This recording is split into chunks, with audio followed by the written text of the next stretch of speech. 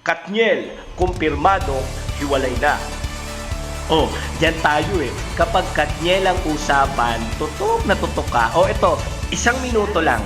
Walang permanente sa mundo. In Matthew chapter 5, verse 18, tandaan ninyo, maglalaho ang langit at ang lupa, ngunit ni isang tuldok o kudlit ng kautusan ay di mawawala ng bisa hanggat di natutupad ang lahat. In Matthew chapter 24, verse 35, heaven and earth will pass away, but my words will not pass away, ang sabi ng ating Panginoon. Kaya move on ka na, Beshi, kung naghiwalay na ang Katniel.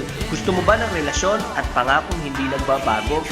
Sa Panginoon, secured ka. Kasi sa Panginoon, ang meaning ng forever, walang hanggan. Anong magagawa? Laging natutulala tuwing lumalapit ka, ako ay